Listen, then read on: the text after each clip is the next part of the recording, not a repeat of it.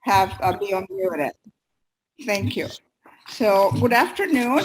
For those who haven't met me, I'm Ligia Corredor, and I'm the chair of the International Travel Virtual Committee. We have been traveling around the world since last April. And we were a group of us, of 8 Rotarians from ITHF, got together to plan these trips. We get the collaboration of some of you as you see these presentations, you offer to speak, and then we will explain the process that we follow to be able to have you as a speaker. So you are all welcome to submit a program after this one if you feel that you have something to offer to the group. Hello, I can't hear a thing. So we have made presentations to Russia, Guernsey, Croatia, Taiwan, India. Today we are having amazing Argentina, and we will be having Egypt in the month of September and Cambodia in the month of October. So stay tuned to listen to these. The ITHF Virtual Travel Committee was developed to continue to enhance our international connections, continue to have friendships, and introduce you to global experiences while we are not able to travel in presence. Although we may continue to do this anyway because it has become very successful. So let me explain the process. The meeting has started to be recorded. So we request that everyone stay muted during the meeting, during the presentation. We will be introducing our speakers. There will be time for question and answers. If you would please place the questions on the chat in uppercase letters. There's one person monitoring. There's a person monitoring the chat to ensure that all the questions get addressed. Then to give us the opportunity to really chit chat with each other, we will be breaking down into groups of about 5 or 6 in separate break rooms for 15 minutes. And then we will come back to the main room and have a closing. So with that, I would like us to have our member Valsa introduce the speaker. Thank you, Valsa. Thank you, Ligia. Good morning, good afternoon, and good evening to everyone. It is with great pleasure I would like to introduce our distinguished speaker, Rotarian Nadia Navarreta, to all the ITHF friends. Nadia was born in Argentina and presently she lives in Parana, Argentina. She's been a teacher for 30 years, teaching mainly English as a foreign language. And she has been teaching Spanish for 5 years in Iowa in USA. She is a proud mother of her son Pablo, who's turning 33 next week. Nadia and her husband, Gonzalo, have 2 four-legged children, Junior and Lola, to complete their family. Nadia joined Rotary in 2012 and has been involved with Rotary Youth Exchange since 2015. Nadia and Gonzalo have hosted several students from different countries around the world, and they have sent many Argentinian students to various countries too. Nadia has taken part in Friendship Exchange with D District 6060, Eastern Missouri. She is a member of ITHF and other fellowships, quilters and fiber artists fellowships too. Her hobbies include traveling, reading, crochet, knitting, and making new friends from all over the world. So welcome, Nadia. We are looking forward to listening or traveling virtually to that amazing Argentina. Thank you, and all yours. Well, thank you, and thank you, everybody. Hello for being here. I'm so happy to be able to speak to you and tell you a little bit about my country. Let me Okay. So this is my presentation about Argentina, and this is my Rotary Club of Parana. Parana is the name of my hometown, and it's also the name of the river that runs by my hometown. So where is Argentina located? Argentina takes the southernmost part of South America. As you can see here in the map, we are a very long country, not so much as wide. And that is one of the reasons why we have so many different amazing views in the country, because the weather changes from north to south and from east to west. From north to south, we run about 2,300 miles. And from east to west, we run about shy of 1,000 miles. We have a population of 45 million people, more or less, most of which live in the northern part of the country. So it would be more or less from the province of Buenos Aires. You can see there on the map the name. Yes, from have like a horizontal line from there to the north is where most of our population is, not so much on the southern part of Argentina. I live in the city of Parana, as it was mentioned before, which is about 300 miles north of Buenos Aires. It's like an hour by plane. And our neighbors are Uruguay, Brazil, Paraguay, Bolivia, and Chile, and of course, the Atlantic Ocean on the east side of the country. So this is Argentina. We are divided into provinces, and each province has something to show to the world. I'm going to tell you a little bit about some of these places. The capital city is Buenos Aires. It is the largest city in Argentina. It has about 6 million people. It's a very cosmopolitan city. And this is Avenida 9 de Julio, which is, I think if I'm not wrong, the widest avenue in the world. I'm sorry. And you can see the obelisk there, which is a central feature of Buenos Aires. It is also called the Paris of South America because the architecture in the city of Buenos Aires resembles that of Europe.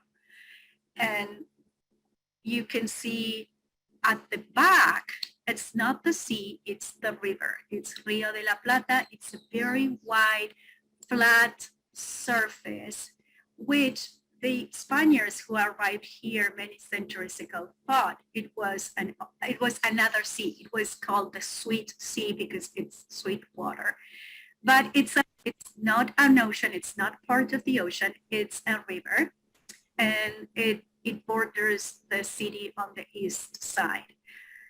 Buenos Aires has many attractions. It has a lot of culture. There's a beautiful theater called Teatro Colón. There is a beautiful park, which you can compare a little bit to Central Park if you've been to New York. It's not like Central Park, but you get the idea of the type of park it is. Okay, and then, sorry, there it goes. Going northeast, we get to the boundary with Brazil, and that is where the Iwasul Falls are. The Iwasul Falls are one of the new 7 wonders of nature.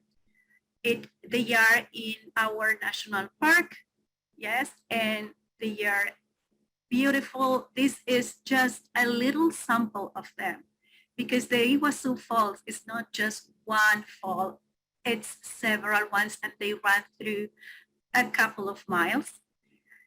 You can, whenever you visit here, not only you can see this spectacular view, but you are going to be able to do different activities such as hiking, trekking through the park. You're going to see the different animals that live there.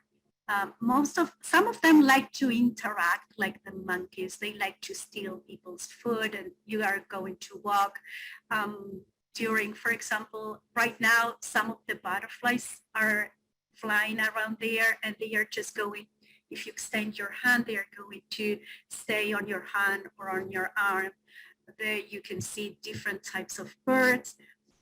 There is one tour that allows you to visit the falls during full moon, and that tour is done once a month at night, and so you are going to have a different view of the falls. It gets pretty hot here because it's a very subtropical climate, and the best time to visit the falls is during the month of July and August. So that would be right now. So if you want to jump on a plane, even though we are having COVID, and come visit the Iwasul Falls, you are welcome to do that. Then if we move west, and as you can see, the Iwasul Falls were on the east side of Argentina, but now we went west, and it's a different landscape. This is Humahuaca, which is one of the UNESCO's World Heritage Sites, and it is by the Andes. And it's a different landscape. And even though you think it's the Andes, as you can see, it's dry and there isn't much snow here. It's kind of a desertic type of landscape, but it has beautiful colors. And you can also find flamingos there. And in the meeting yesterday, someone mentioned that visited this place and saw the flamingos, and that was an amazing sight for them.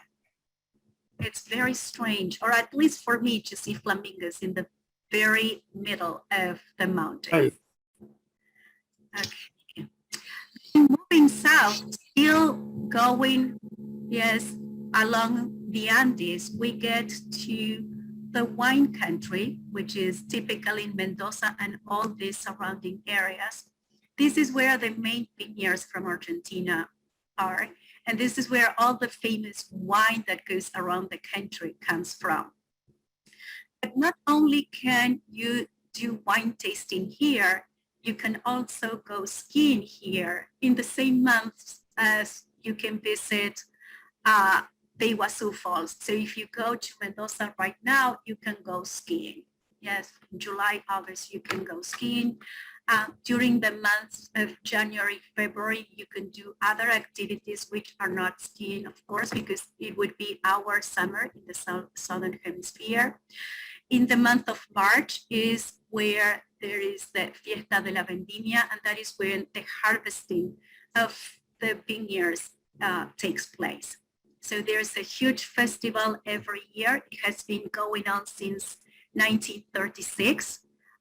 We didn't have one this year because of very well-known reasons, and we don't know yet what is going to happen next year. But it's a very beautiful place. It's dry, and you can do, as I said, visit vineyards.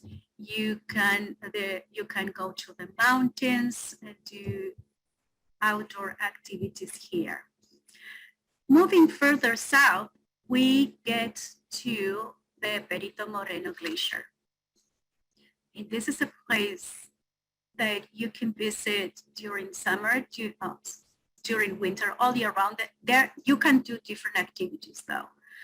If you come here in the months of January and February, you can walk on the glacier, for example, something you won't be able to do if you come here in July or August because it's cold and everything is covered by snow.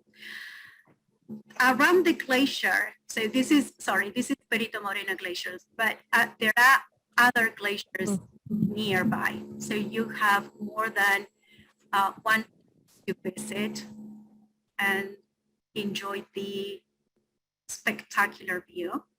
And near the Perito Moreno Glacier in the same province, you can visit another UNESCO World Heritage Site, which is the Cave of the Hands. These hands were painted thousands of years ago. We still don't know exactly who painted this. Of course, they were people who inhabited this land. So we know that people lived here or have been living here for a very long time before the Spaniards arrived in Argentina. And then we get to Ushuaia. Ushuaia, as you can see, it's almost falling from the map of Argentina. And it's a very picturesque city. There are several attractions here to visit.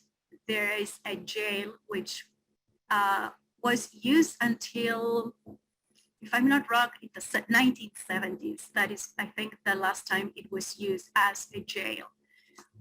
One of my students visited the jail a couple of weeks ago, so she told me a little bit about it, how dark and cold it is, because there is nothing, just the cell, and there is no heating, there is nothing at all. So it's quite depressing.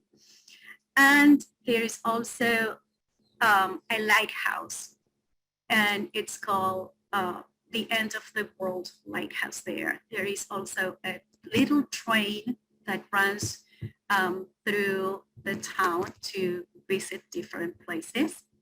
And if you like seafood, here you have plenty of it. Very delicious seafood. Now, going north along the Atlantic Ocean, so we came down along the Andes, and now we're going up north along the Atlantic Ocean. We get to Peninsula Valdez, another World Heritage Site. We have several here in Argentina. This is a place when we're during October and November. You can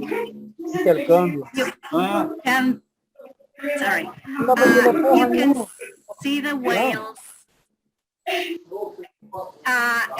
there are also several places where you can see other animals like penguins, sea lions, sea elephants. There is there's a museum also that talks about all these animals here. And if I'm not wrong, it talks a little bit about Charles Darwin. You can also go during the month of January. You won't be able to see the whales, but you could do other activities such as scuba diving.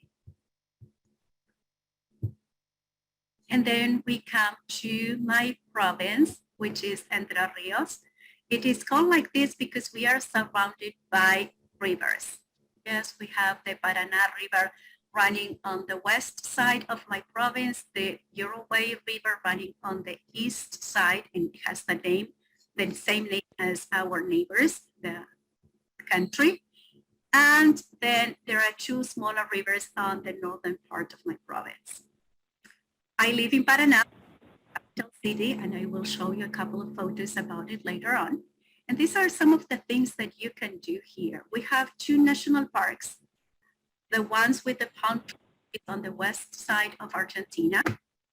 And then there is another one, which is the Red Delta National Park, which is, on the east side is the palm tree, and on the west side is the Red Delta National Park. Both have different types of vegetation and different animals, and both are amazing for outdoors activities and trekking and enjoying nature and what the world has to offer. In the southern part of our province, we have carnival during the months of January and February. So we call this El Carnaval del País. It goes on every weekend through January and February.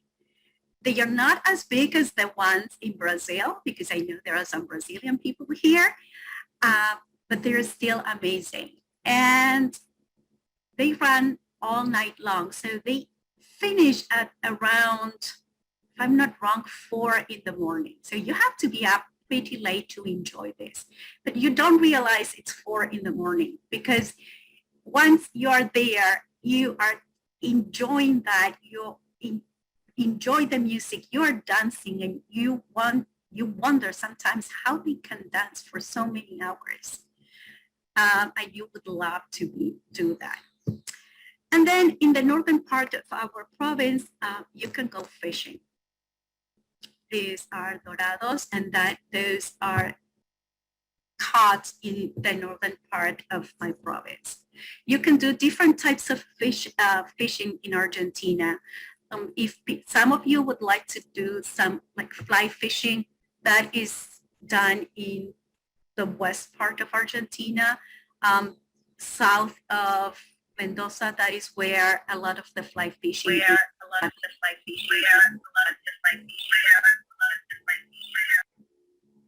And then we come to my city. As I said, the name of my city is Parana, the same as the river.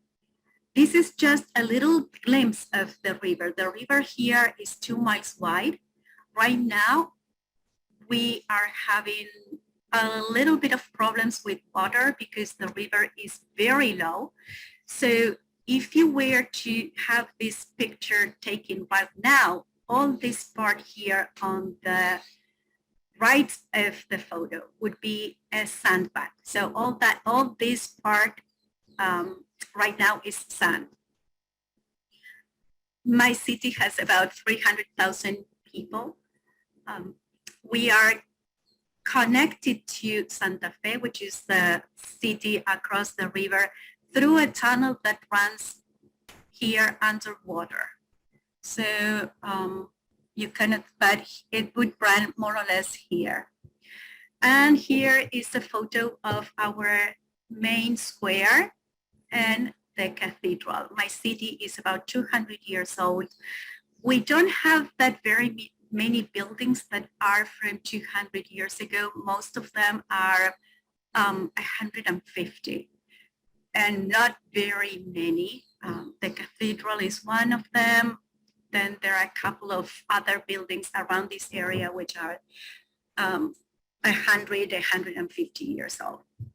So if any time of the year is good to come and visit us. As you can see, we have many things to offer.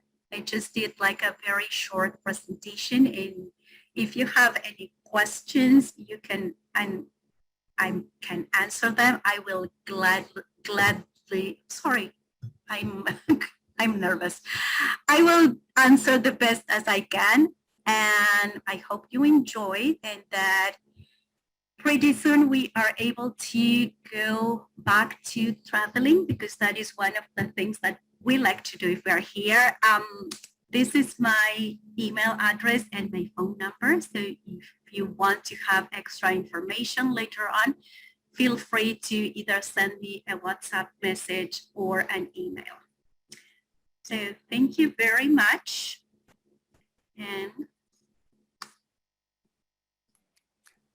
Nadia, we have some questions.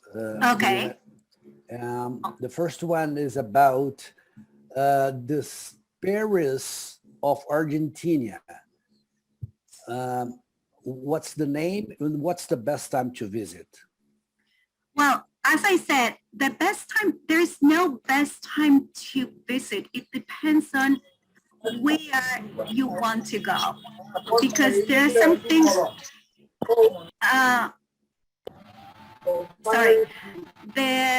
because there are some activities that you can do during July or August, and some others that you will be able to do during, for example, February or the month in between. You can visit the falls during January, February. The thing is that it's very hot and very humid. Yes, and it depends on where you're coming from. You might not feel as comfortable. So, and what is the name of the city? The Paris of Argentina is Buenos Aires. And that is our capital city. And that is like the name it has been known like a nickname just because a lot of the buildings are a resemblance of French architecture. So we, people in Buenos Aires copied a lot of that architecture at the end of the 1800s.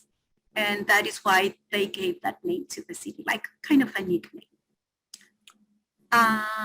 Okay, I'm reading the questions. Thank you. That was about food. Food. Okay, so we are, and yesterday we had this argument, and I'm still going to say that our asado is the best in the world. Argentinian beef is awesome. That is the main thing that you can find here. There are different things that you can find, yes? So asado is something that we are going to enjoy mainly on a weekend because we take our time to prepare asado. We start the fire, and then if you're doing it well, we do it slowly, and it's going to take 2 or 3 hours, yes, to prepare. And while we are preparing and when the meat is being cooked, we spend time with our friends. We do eat other things, so kind of a charcuterie board or empanadas. We drink wine.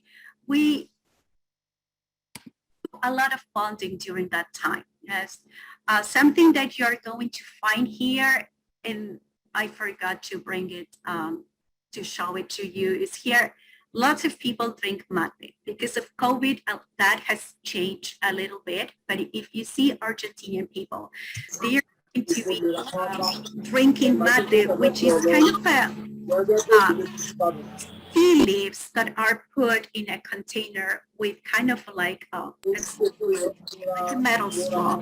We pour warm water there, and that is what we drink. And that is shared among friends. So it's going to be one mate, and then it's going to be shared with your friends, with your family. Now, because of COVID, we are not sharing that. Yeah, so each person has its own mate. But that is very common here, and people drink mate all day long. So from the moment you start, more or less until the time you go to bed, people are going to be drinking mate. If you're studying, if you're a college student and you're studying, of course you're going to have your mate there. Our mate would be like the coffee for American people. Yes, it's with us all day long. And there has been, it was taken from the natives who lived here, the Guaraníes who lived on the northeast part of Argentina. They are the ones that introduced the Spaniards to mate. Nadia, would you comment about the healthcare system? But meanwhile, would you stop to share your screen? Yes, sure. Very good. Okay, hold on a second. I need to know how to get this. Okay. There we go. Very good. So our healthcare system is, we have a national healthcare system for everybody. Our hospitals are free for everybody, whether you have health insurance or not.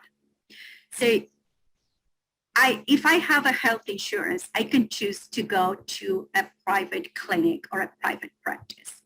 If I don't have insurance for different reasons, I can go to the local hospital, which is free for everybody. If it's an emergency, for example, if there is an accident or anything like that, it doesn't matter whether you have insurance or not, they are going to take you to the hospital. Then you can switch. If I have insurance, I can go to the national system also, which is free for everybody, even if you're a foreigner. Another question here is about the trip to Argentina in 2022. Do you know? No, I don't know anything about that. I haven't heard. We have different districts, so it can be that it's from a different district. Yes, so I don't know who is organizing that because I haven't heard anything about it. And would you comment about the role participation of the women in the leadership position for example, education, administration, or government, etc.? Okay, so as most of you know, we've had a women president here, two actually, one in the 70s and the other one not so long ago. It's kind of hard sometimes, especially if you're talking about business, to have women in higher positions, yes? But in other areas, you are going to find women in the government. There was a law passed in the 90s, if I'm not wrong, that stated that at least 30% of both houses or the lists, sorry, during elections needed to have a certain percentage of women as a possibility to be in one of the houses. Yes, we are a majority of women. It doesn't mean that we are the majority in every position, and it varies. Yes, mostly education here as regards teachers are going to be women. The same as nurses, for example, most of them are going to be women. It doesn't mean that we are in the higher positions in the ministries as regards education and health. Yes, right now our national health minister is a woman. That was the second choice. The first one was a man.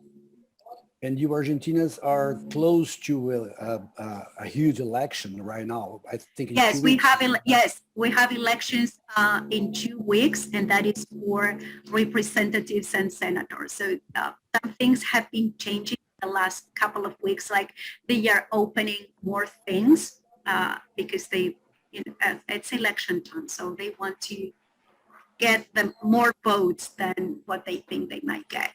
I don't know how long we are going to be able to have everything open as it's going to be open now. Still, they are going to, I read like a couple of hours ago that they're going to open the borders for a couple of countries, if I'm not wrong. I think Brazilians and Uruguayans can come as tourists, but I'm not sure. I don't want to say that that is completely true because I just saw the headline a couple of hours ago. So far, we are not allowing very many people from other countries into Argentina. How is it to go to Antarctica from the south of Argentina? To go to Antarctica, you will have to first fly to the south and then take a boat there. And it's done during December, January, I think, maybe February, but you will have to take a tour to do that. Mm-hmm. So that's the only way that you can go south to Antarctica. There are only military bases and scientific bases over there. So there's no town or anything. Okay, Madhu, we are ready to go to the rooms if you were able. Yes, I shall Right do now, my we'll be best. going to some break rooms, 5 or 6 of us, so we can discuss things, and then we come back to the main room. Okay, first, Licia, I just want to say hi to my host mom.